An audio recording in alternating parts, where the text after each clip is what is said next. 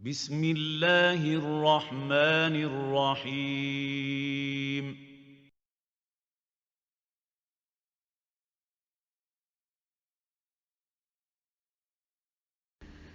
السلام علیکم ورحمۃ اللہ وبرکاتہ۔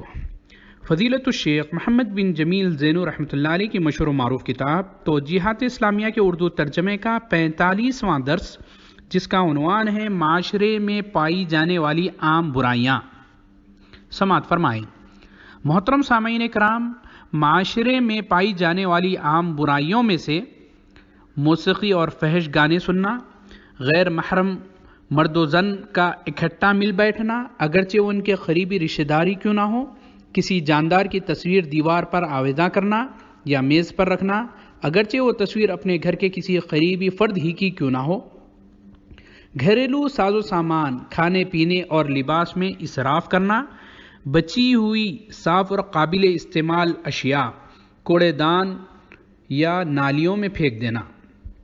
جبکہ ان اشیاء کا غرباء و مساکین میں تقسیم کرنا لازم ہے تاکہ وہ استعمال کر لیں۔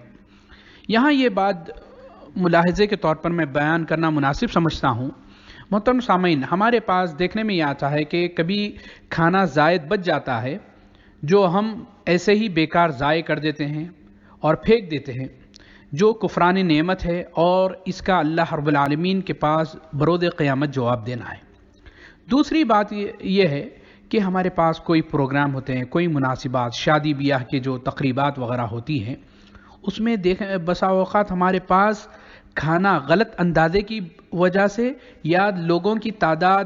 کی آنے کی کمی کی وجہ سے بچ جاتا ہے،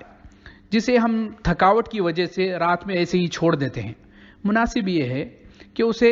محفوظ مقام پر پہنچا دیا جائے یا غرباء و مساکین میں تقسیم کر دیا جائے، یا جو حاضرین آپ کی اس تقریب میں شریک ہوئے ہیں انہیں دے دیا جائے۔ یہ مناسب طریقہ ہے تاکہ یہ نعمت ضائع نہ ہو جائے۔ تو ہم کو اس چیز کا خاص خیال رکھنا چاہیے، غریبوں کے ساتھ بھی بہتر سے بہتر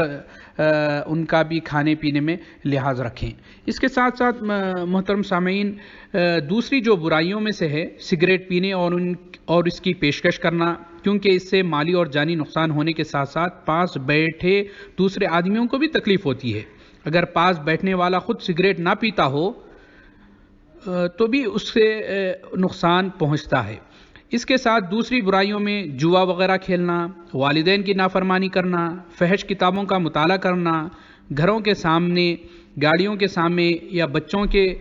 گلوں میں دھاگے، تعویذ، سبز پتے یا کوئی ایسی چیز لٹکانا، جبکہ اعتقاد یہ ہو کہ اس سے نظر بد اثر انداز نہیں ہوتی اور مصائب و مشکلات نہیں آتے۔ صحابہ کرام رضوان اللہ تعالی علیہم اجمعین میں سے کسی ایک کی بھی شان میں گستاخی کرنا اور اللہ تعالیٰ کی اطاعت و عبادت کرنے والے افعال میں سے کسی ایک کا بھی مذاق اڑانا تو یہ واضح کفر ہے۔ مثلا نماز پڑھنے کا مذاق اڑانا، یا پردہ ہے، یا داڑھی یا داڑھی کو پرانے زمانے کی ایک علامت قرار دینا، یہود و نصارہ اور ہنود کے طرز معاشرت کی پیروی کرنا، مثلا کھڑے ہو کر پیشاب کرنا، کھڑے ہو کر کھانا پینا، تنگ و عریاں لباس پہننا، شاعر اسلامی کا مذاق اڑانا، نمبر لگانا، تاش کھیلنا، مختول کھیلوں میں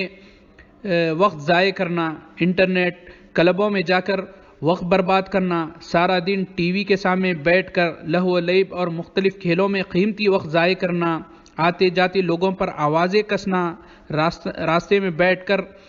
بری گفتگو کرنا اور خواتین کے ساتھ مذاق کرنا اور ان کے ساتھ برا سلوک کرنا وغیرہ وغیرہ۔ تو ہم کو چاہیے کہ ان تمام برائیوں سے بچیں، اور ہم جہاں بھی ہم کو اگر راستے میں بیٹھنے کا اگر ہم کو کبھی موقع ملے تو راستے کا حق ادا کریں، آنے جانے والوں کو سلام کریں، راستے میں جو تکلیف دہ چیزوں کو ہے اس کو ہٹائیں اور کسی کی مدد کریں۔ اگر کوئی راستہ پوچھ رہا ہو، راستہ نہیں جانتا تو اس کو راستہ بتائیں۔ اسی طریقے سے اگر آپ بازار جائیں تو بازار میں بھی اپنی نگاہیں نیچے رکھیں اور خرید و فروخت میں دھوکے سے کام نہ لیں۔ اور ایک بات یاد رکھیں کہ بازار میں جب جائیں تو اس کی دعا پڑھیں. انشاءاللہ آئندہ درس میں اس کے بارے میں مختصر سی گفتگو کی جائے گی. اللہ تعالیٰ سے دعا ہے کہ اللہ تعالیٰ ہم تمام کو ہر برائی سے محفوظ فرمائے اور ہم کو نبی کریم صلی اللہ علیہ وسلم کی سنتوں پر عمل کرنے کی توفیق عنایت فرمائے. والسلام علیکم ورحمۃ اللہ وبرکاتہ.